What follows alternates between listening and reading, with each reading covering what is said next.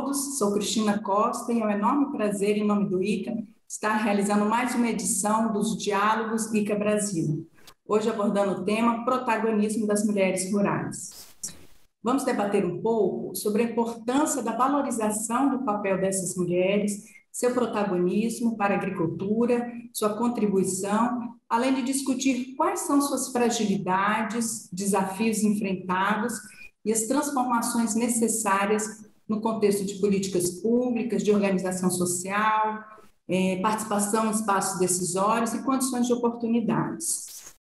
Então, para abordar esse tema, vamos conversar hoje com nossas convidadas, Elisa Guaraná e Luísa Dulce, que irão aprofundar essas questões e realizar algumas reflexões sobre o protagonismo das mulheres no campo. Elisa Guaraná é especialista em gênero e juventude, formada em ciências sociais, com mestrado e doutorado em antropologia social pela Federal do Rio de Janeiro. É professora associada da Universidade Federal Rural do Rio de Janeiro, já foi coordenadora geral de políticas transversais da Secretaria Nacional de Juventude da Presidência da República, atuando em políticas públicas para a juventude rural e mulheres. Coordenou também o Observatório Participativo da Juventude e coordena o grupo de pesquisa do CNPq sobre gênero e ruralidades, composto por pesquisadores da UFRJ, UFRJ, UFF, UFSB.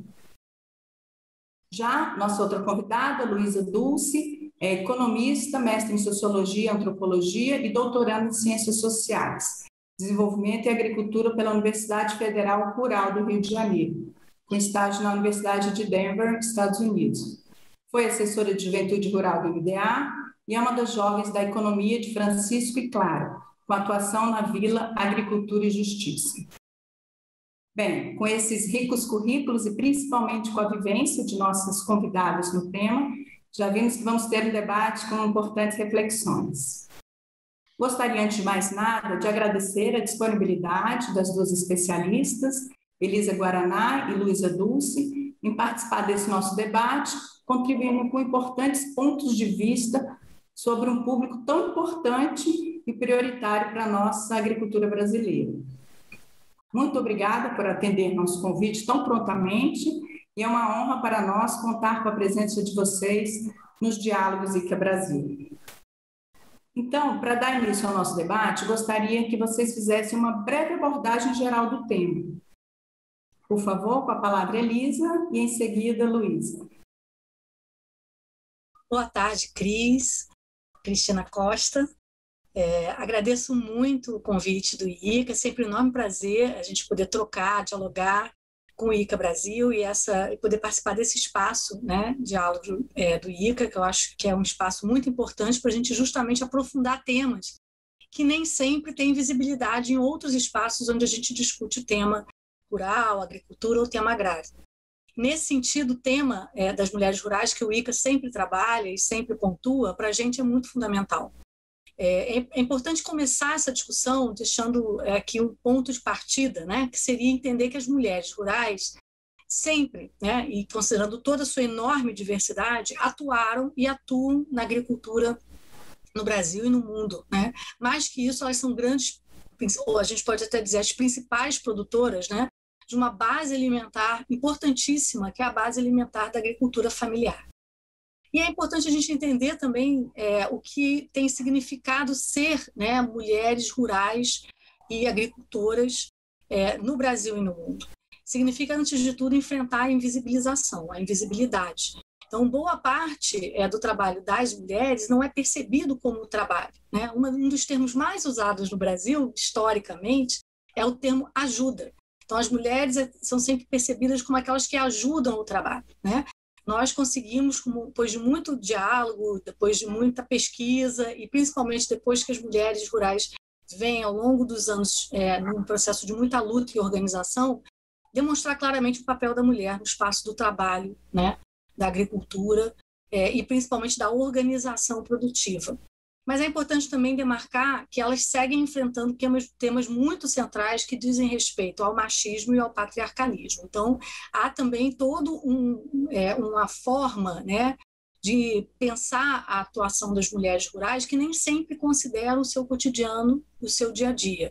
O seu cotidiano e o seu dia a dia ainda estão muito marcados por relações de poder, com pouco espaço para a sua atuação e para os seus espaços de decisão. Então, acho que esse é um dos temas fundamentais, porque ele é um dos temas que impacta toda a sua atuação nos espaços de produção e nos espaços de organização produtivos, né, no campo e na relação que a gente vai discutir bastante aqui com a cidade. Então, eu começaria dando como um ponto mais geral esses dois ganchos aí para a gente pensar, né? O papel da mulher e a invisibilidade que segue pontuando a sua realidade do dia a dia, e ainda as questões que dizem respeito a um patriarcalismo que ainda segue firme na cultura do campo brasileiro e a formas diversas, né, de exclusão, violência simbólica, violência física carregadas pelo machismo, que ainda também fazem parte da realidade das mulheres e principalmente das jovens mulheres no campo. Então, eu começaria por aí, Cristina. Olá, Cristina. Olá, Elisa. É um prazer enorme estar aqui. E, bom, para dar continuidade a esse início da conversa, né, que a Elisa já trouxe alguns elementos fundamentais, eu queria destacar que, em meio a essa matriz de desigualdades, a essa grande invisibilidade que as mulheres enfrentam nos espaços públicos e também nos espaços privados, ainda assim, né, vem das mulheres boa parte das inovações e dos caminhos de mudança, né, do sistema agroalimentar na atualidade. E a gente vê, então, que as mulheres, né, em todo o mundo, no Brasil, na América Latina, vêm desenvolvendo iniciativas, sobretudo coletivas, né, de promoção da segurança alimentar e nutricional, da soberania alimentar, com vistas à transição ecológica. E aqui eu queria destacar o papel das mulheres na proteção das águas e das sementes, né?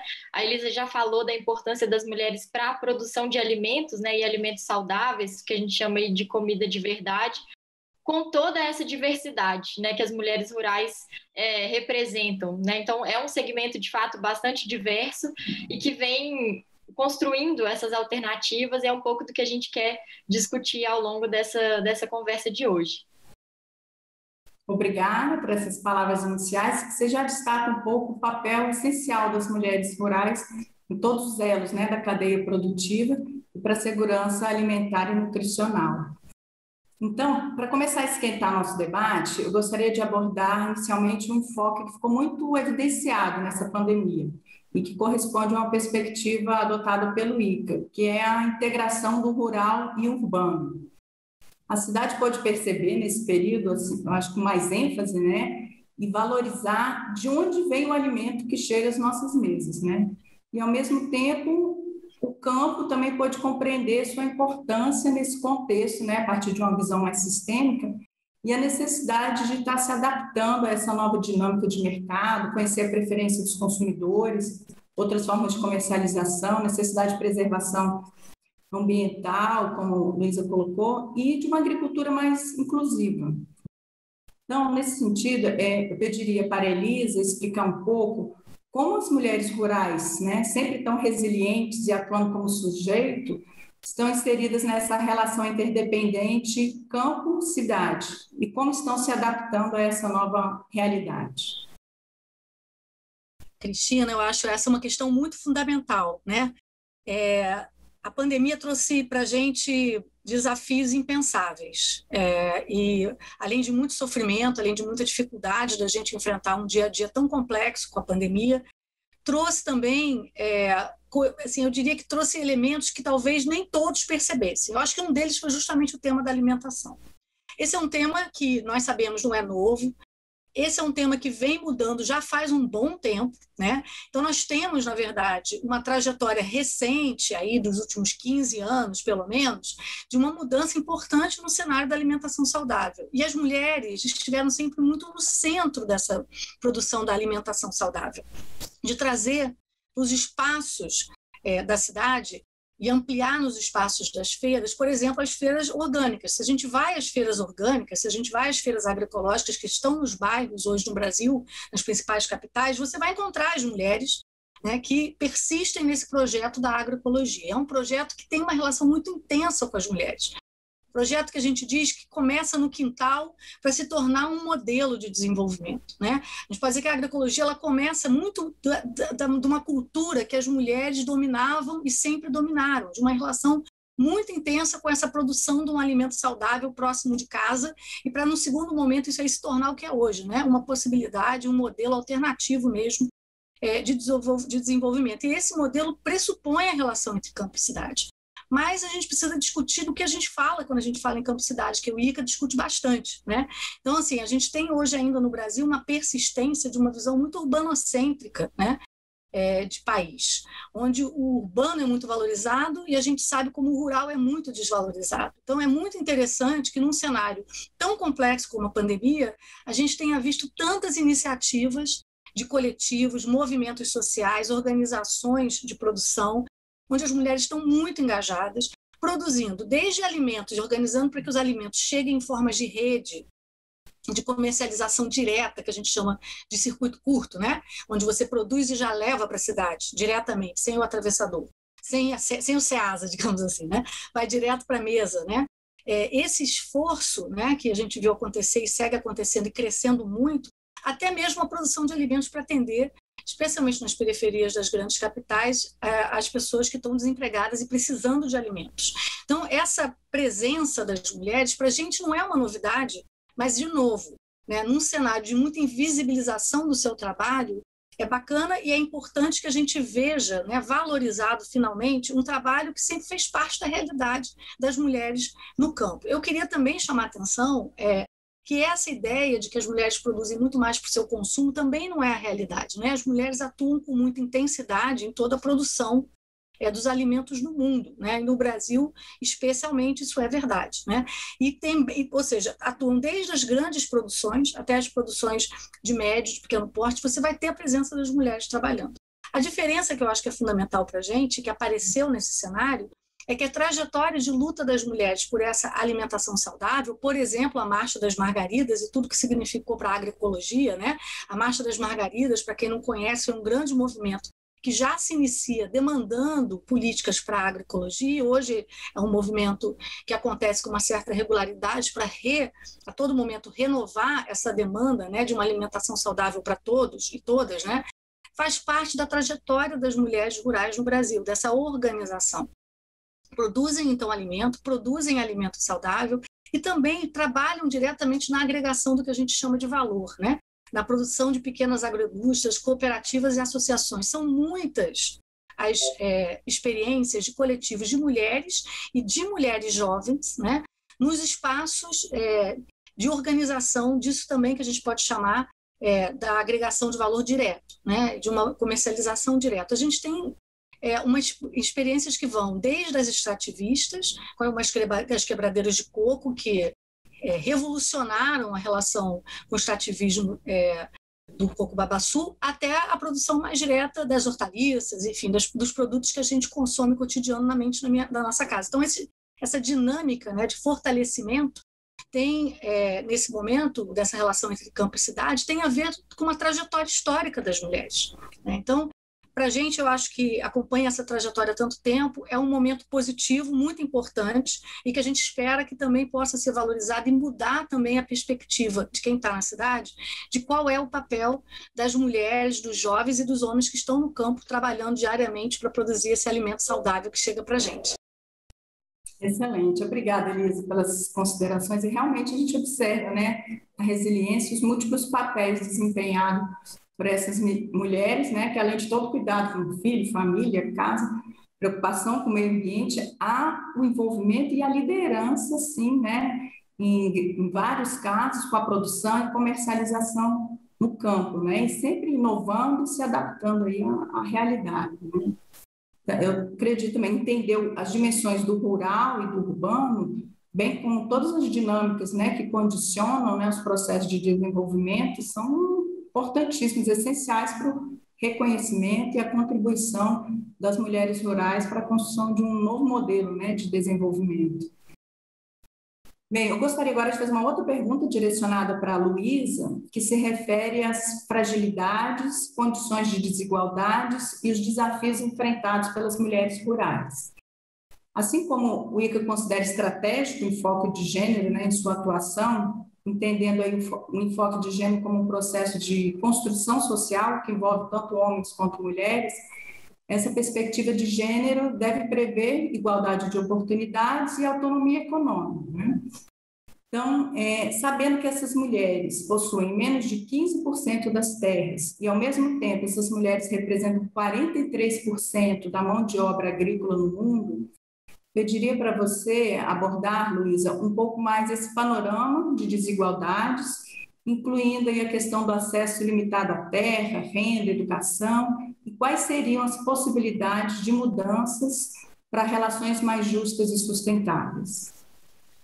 Bem, Cristina, acho que você tocou num ponto fundamental, né, que é olhar para essas desigualdades, compreender qual a dinâmica, né, dessas desigualdades, entender também que são processos históricos, né? E quando a gente fala, né, das mulheres, eu acho que é importante entender essa diversidade, essa desigualdade, como que ela recai sobre as mulheres, né? Estamos falando de distinções populacionais, ou seja, de questões de raça, né, de idade. Então, mulheres jovens, mulheres idosas, mulheres brancas, mulheres negras, né, pardas, etc., indígenas. Tem uma diversidade territorial dos biomas também, né?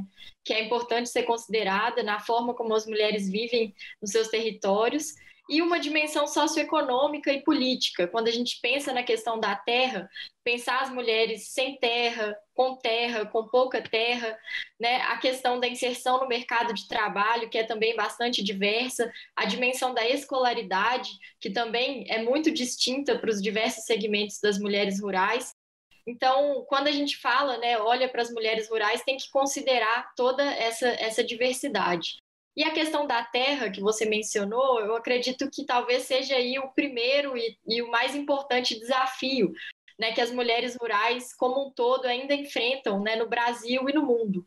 E apesar disso, né, olhando para essa questão da terra, a gente tem um dado bastante que ainda é bastante surpreendente, que olhar dos países que compõem a ONU, aí dos 194 países, 102 países ainda possuem algum mecanismo de impedimento formal do acesso das mulheres à terra, né? Que sejam desde até, né, normas formais até práticas e regras sociais informais que dificultam esse acesso, né? E por conta disso também temos uma estatística bastante alarmante de 2018, que mostra que 7 em cada 10 pessoas no mundo que passam fome são mulheres, né? Ou seja, essa dificuldade no acesso à terra é um entrave e tem consequências como a permanência da fome entre as mulheres, né? A fome, insegurança alimentar. Um outro dado bastante importante em relação à terra é de quais terras que as mulheres têm acesso, né? Então, 60% das famílias chefiadas por mulheres rurais situam-se em terras que a gente chama de marginais, né? Ou seja, que são desprovidas de serviços como saneamento básico, insumos, né, água, maquinário para produção, ou seja, essas mulheres, quando elas têm acesso à terra, é uma terra que a gente pode considerar marginal do ponto de vista produtivo e de escoamento, né, da produção. Então, por isso também, a gente vivencia um processo no Brasil e no mundo de envelhecimento do campo associado com a masculinização. Isso porque as jovens mulheres são, via de regra, preteridas, né, por seus irmãos na herança das terras das famílias, ou não têm condição, não são bem-vindas, né, digamos assim, na gestão da propriedade familiar, propriedade rural de modo geral. Por isso é que a gente está vivendo esse processo de envelhecimento, ou seja, dos jovens deixando o campo e das mulheres jovens mais ainda, o que nos faz pensar sobre o futuro desse processo, né? O futuro da produção rural, o futuro da produção de alimentos.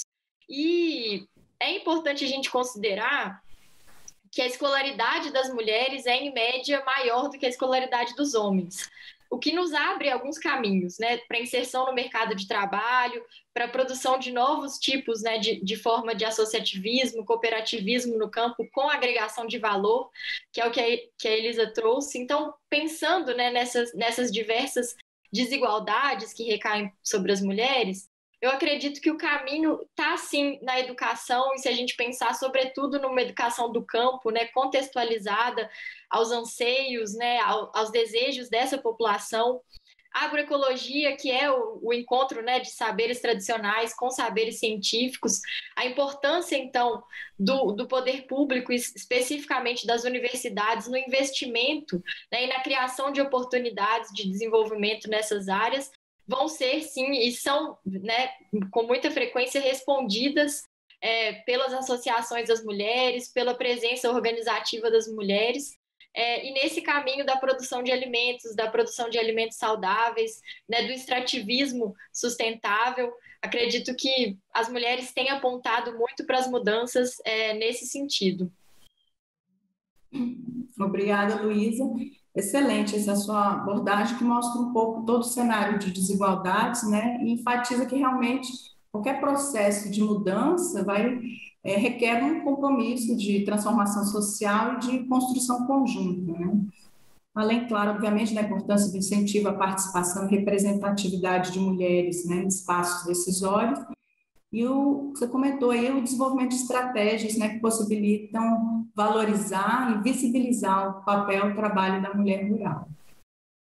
Bom, agora, com base em todo esse contexto aí que a gente discutiu até agora e as reflexões já feitas pelas nossas convidadas, eu gostaria de abordar um pouco agora a questão de políticas públicas. Então, diante dos desafios da atualidade, né, que inclui o crescimento desordenado da população, mudanças climáticas, a demanda crescente por conectividade rural para uma agricultura cada vez mais digital, né, que a gente está vendo, problema de crise hídrica e alimentar, cada dia mais frequente também em nossa realidade, é importante investir aí de forma conjunta, né, e participativa em políticas e iniciativas empreendedoras, né, que tenha essa visão integrada e sistêmica, envolvendo os diferentes atores, seja público, privado, sociedade civil, no qual o enfoque de gênero ele deve estar sempre de forma transversal nessas políticas públicas. Então, diante desses desafios que eu coloquei, eu gostaria que a Elisa abordasse como as políticas públicas devem ser pensadas, considerando um enfoque sistêmico, para que tenhamos políticas de qualidade que melhorem a situação das mulheres que vivem no campo.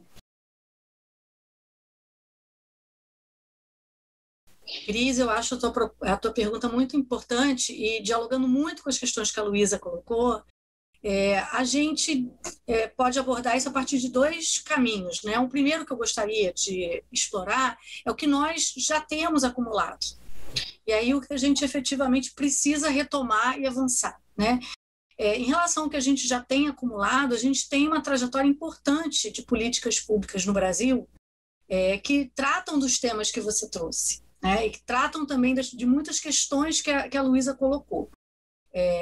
Não dão conta de todas as questões, a gente vai precisar discutir isso bastante, mas tratam já desses temas, e esses temas, na verdade, fazem parte da trajetória histórica das mulheres também, ou seja, as políticas públicas que a gente desenvolveu ao longo dos últimos 15 anos, 20 anos, têm uma relação muito intensa também com as experiências que a gente já vivenciava no Brasil, da relação direta de comercialização, de produção, de convivência com formas e biomas diferentes, né, nas suas dificuldades e nas suas potencialidades.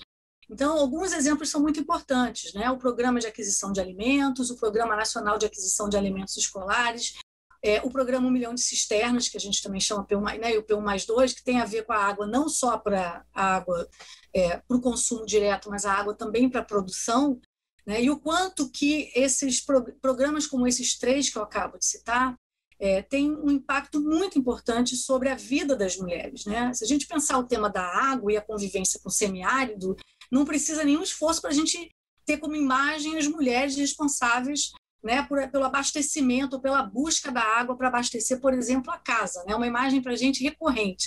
avançar em relação a isso e tornar o semiárido, né, garantir a possibilidade de uma convivência justa no semiárido, foi um programa, e tem sido um programa extremamente importante, que a gente conhece aí, que vem já de algum tempo, né, se estabelecendo no Brasil e que segue, ainda que com muitas descontinuidades, fundamental para essas mulheres e para essas famílias no semiárido, né? Esses programas, eles potencializaram e ainda potencializam, apesar do desmonte sofrido e as experiências que as mulheres em todo o Brasil já traziam também, né?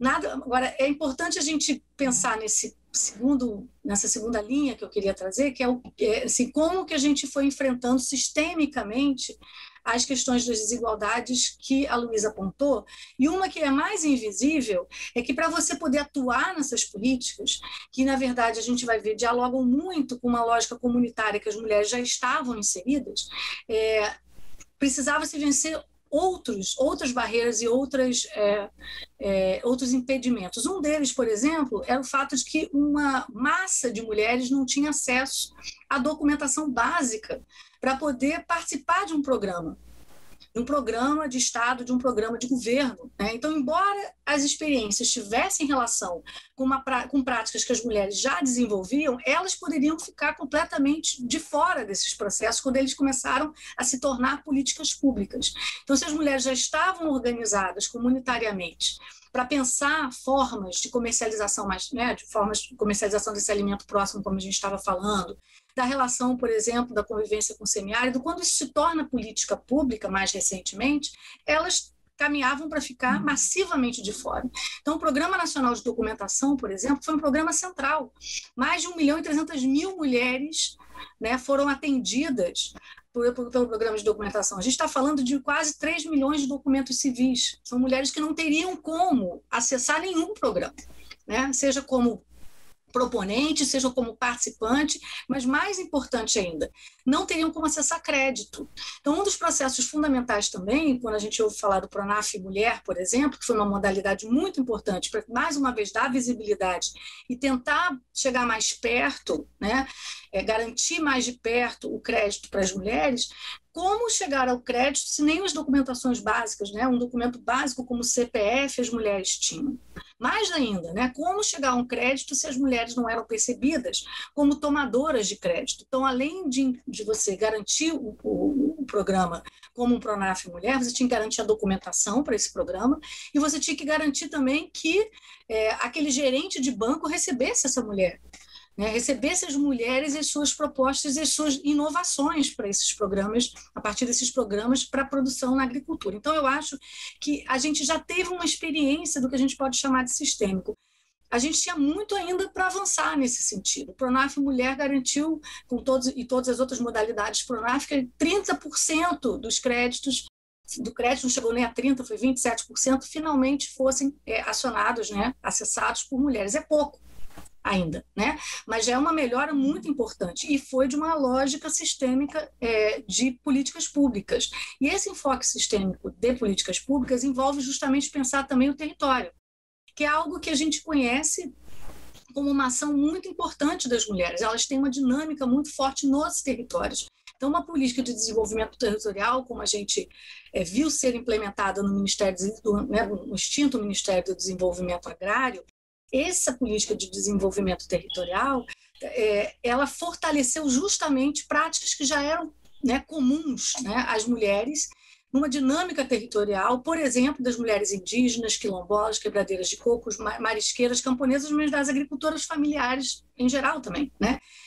E que, na verdade, articulam não só a dinâmica da política de desenvolvimento territorial, propõe articular não só o acesso a formas de produção, de meios de produção, e esse é um debate fundamental para a gente aqui, mas também assistência técnica, comercialização, e a gente precisa pensar isso sistemicamente também integrado com descarte, né? Assim, hoje é imprescindível pensar a produção, pensar as formas de produção sustentáveis e pensar também o descarte. E nós temos experiências fundamentais de mulheres, né, no espaço aí da sociedade civil, como a Revolução dos Baldinhos, né? Que é uma experiência bonita, que se espalhou hoje no Brasil inteiro, né? Que é justamente começou justamente pela ação de mulheres, né? E a gente tem experiências assim em toda a América Latina, né? De mulheres que efetivamente se organizam para pensar como conviver, né, de forma mais sustentável. Eu queria ainda, dentro desse tema, falar de um outro ponto fundamental. Pensar sistemicamente implica, então, pensar políticas que vão pensar tudo que envolve garantir uma política pública que efetivamente promova a redução da desigualdade, que promova acesso, que promova formas diferenciadas desse acesso, mas também políticas que garantam gestão, monitoramento e avaliação. E, mais uma vez, a gente teve experiências importantes. Eu vou citar novamente a Política de Desenvolvimento Territorial e, mais uma vez, o Programa 1 Milhão de Cisternas. São dois bons exemplos, né? Onde você tinha uma dinâmica comunitária com muita participação das mulheres, seja nos colegiados de desenvolvimento territorial, no caso da Política de Desenvolvimento Territorial, seja nas bases comunitárias do programa de 1 milhão de cisternas, né? Então, por fim, eu queria tratar ainda nesse ponto, porque eu acho que ele é um ponto muito central para a gente. Então, a gente está falando de um tripé, né? Que é a política pública que considera a diversidade, que considera as potencialidades, que considera as desigualdades, como a Luísa trouxe, é a estrutura que efetivamente garanta uma gestão participativa, né, e que garanta as mulheres no protagonismo dessa gestão, mas é também a representação das mulheres em outros espaços, nos espaços de decisão. E esses espaços de decisão vão desde o espaço comunitário, que a gente está vendo que as mulheres atuam com muita intensidade, mas, infelizmente, o Brasil segue campeão na baixa representação nos espaços de alto escalão, por exemplo. Nós temos hoje a triste marca de sermos um dos países com pior representação nos espaços de executivos, né, que a gente chama, né, da gestão executiva dos governos no Brasil, nos estados e principalmente no governo federal, mas também no Congresso Nacional. A gente finalmente chegou a 15% da presença de mulheres parlamentares. Então, veja, todos esses elementos são fundamentais para a gente poder avançar em pensar uma política pública sistêmica que, por um lado, pense sistemicamente a produção agrícola, né, do começo da sua produção de forma sustentável, garantindo a terra, como a Luísa falou, por meio da reforma agrária, garantindo o descarte que efetivamente seja consciente. Então, isso hoje para a gente é o caminho. Se a gente voltar atrás, a gente não consegue pensar em sustentabilidade. Mas, ao mesmo tempo, essa sustentabilidade depende de espaço real de representação e decisão política com participação das mulheres. Então, assim, eu acho que esse tripé, né, política pública, gestão e participação e representação é fundamental para a gente poder pensar sistemicamente numa agricultura que dê esse salto, né, esse salto que o Brasil precisa tanto. Perfeito, Elisa. E é exatamente isso que você coloca, que precisamos, no contexto de políticas públicas inclusivas para mulheres, né? Ou seja, considerar um enfoque transversal de gênero, mas respeitando suas diversidades, especificidades, né? Valorizando seus saberes e garantindo uma participação efetiva das mulheres rurais nos processos de tomada de decisão, né? Reconhecendo assim seu protagonismo na segurança alimentar e nutricional. Para concluir aqui nosso debate, pois o tempo já está se esgotando, eu gostaria de fazer uma última pergunta agora para a Luísa, sobre o debate do tema de gênero nas instâncias, organismos e fóruns internacionais, e quais transformações são necessárias. Sabemos que o tema está presente e possui atenção especial às mulheres aí no contexto internacional, como na Agenda 2030 e previsão nos ODS, né, especificamente no ODS 5, que trata da igualdade de gênero, em reuniões também como a REAF Mercosul, e mais recentemente nas discussões prévias da Cúpula dos Sistemas Alimentares da ONU, que inclusive o ICA vem contribuindo. E então, para vários organismos internacionais, incluindo o ICA também nesse contexto, a desigualdade de gênero ela é apontada como um dos fatores econômicos e sociais mais relevantes para o distanciamento do sucesso dos ODS. Então, como você acredita, Luísa, que seja possível alcançar as metas de igualdade de gênero debatidas nessas instâncias internacionais e quais transformações são necessárias para melhorar a qualidade de vida das mulheres rurais? Bom, Cristina, acho que você tocou aí num ponto fundamental, né? A Elisa falou muito das políticas públicas e também no plano internacional a gente vê um esforço bastante significativo de fortalecimento dessa agenda de gênero, né? De criação de políticas e estratégias de desenvolvimento que incorporem as mulheres, né? Com a sua diversidade e também, como você falou, suas particularidades. Então, acho que a notícia boa que a gente tem para, né, para observar aqui é que, de fato, a gente vivencia um período de avanço e crescente atenção, né, para essa agenda de gênero nos países e nos organismos internacionais, né, ainda que com disparidades, claro. E aí você falou dos Objetivos de Desenvolvimento Sustentável, né, da Agenda 2030 da ONU. A gente observa que dos 17 objetivos, temos um específico, que é o objetivo 5, que está, né, voltado para a questão da igualdade de gênero, mas há outros objetivos desses 17 que também têm diretamente a ver com a questão de gênero e das mulheres, né? Queria citar aqui o primeiro, que é o de erradicação da pobreza, o objetivo 2, né, de fome zero e agricultura sustentável, que é tudo isso que a gente tem conversado até aqui, né? 3, de saúde e bem-estar, o objetivo 6, né, que é da água potável e saneamento, a importância das mulheres para esse debate, né, da segurança hídrica é fundamental.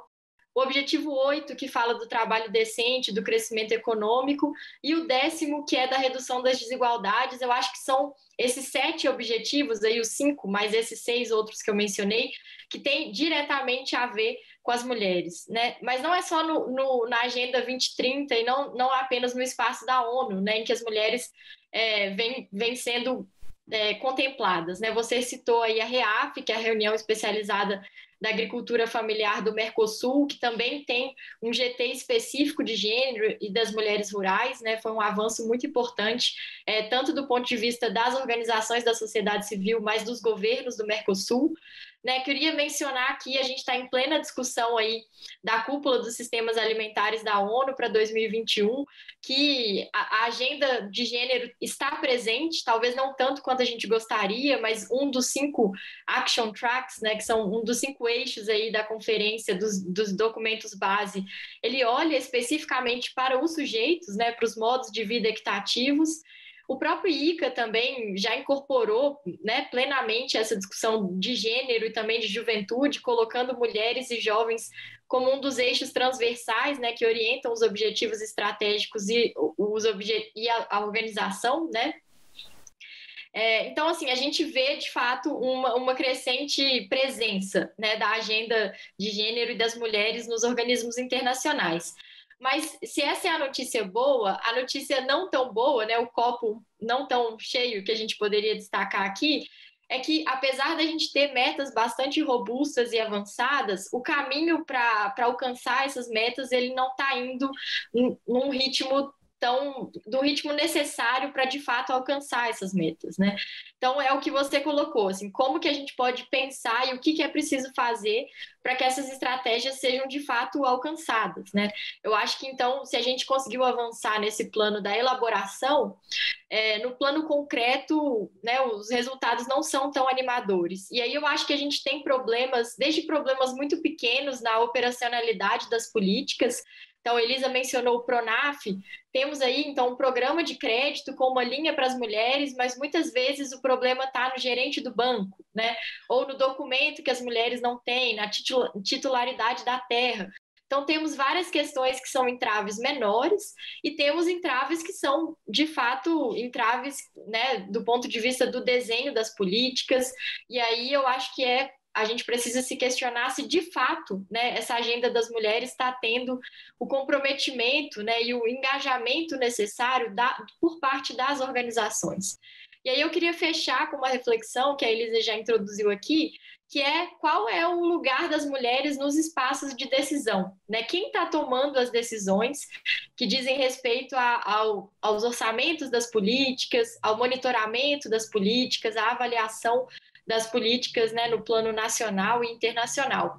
Ou seja, a gente precisa que as mulheres estejam presentes nas políticas, nos desenhos, mas a gente precisa também que mulheres estejam lá para dizer se elas estão sendo beneficiadas, como que está sendo isso. né? Então, a gente precisa discutir a presença das mulheres nesses espaços de decisão, né? Se as mulheres não estão presentes no parlamento ou nos executivos, quem é que vai trazer a vivência das mulheres, né? Não basta apenas essa agenda ser representada por homens, porque é uma outra forma de vivenciar, uma outra forma de construir. É preciso que as mulheres estejam lá, e não só, né, as mulheres da cidade, mas a gente tem que criar essa oportunidade de participação e presença política das mulheres na sua diversidade, mulheres indígenas, quilombolas, agricultoras familiares, né, nessa relação também de cidade e campo, que é fundamental para nós, para que essa agenda, de fato, ganhe, né, força, não apenas do ponto de vista do desenho das políticas, mas da concretização, né, de resultados plenos para o desenvolvimento rural, que, no fundo, é o desenvolvimento econômico, o desenvolvimento social e sustentável para a população como um todo.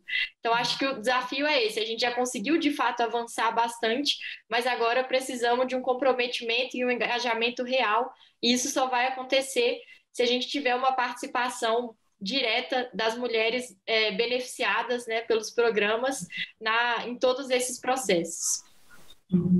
Com certeza, Luísa. Eu acho que sua abordagem foi bastante completa e realmente para alcançar essas metas discutidas nessas instâncias internacionais, é imprescindível que haja a integração de ações, né, a partir dessa perspectiva mais holística, e que, apesar dos diversos desafios que ainda precisam ser superados, né, como você colocou, existem sim várias experiências, né, de sucesso aí no mundo, sejam públicas, privadas ou da sociedade civil, que permitem visibilizar o papel, né, da mulher rural, fortalecer sua autoestima, e o ponto que você colocou faz muito sentido, é promover o empoderamento político, econômico e social dessas mulheres, né? O importante é adotar um modelo de desenvolvimento inclusivo e sustentável, né, que permita que essas mulheres tenham acesso aí à terra, mercado, educação, tecnologia, crédito, formação em habilidades empreendedoras e participação em espaços decisórios, né? Bom, Elisa e Luísa, muito obrigada pela participação de vocês nos nossos diálogos ICA Brasil e pelas excelentes reflexões que vocês apresentaram aqui, estimulando o debate aí sobre o protagonismo das mulheres que vivem no campo e para o campo. Muito obrigada. Obrigada, Cristina. Agradeço muito aí esse trabalho bacana que o ICA vem fazendo e agradeço muito esse espaço que a gente teve agora para essa conversa. Muito obrigada. Vamos ensinar muita coisa para muita gente aí. Essa é a ideia.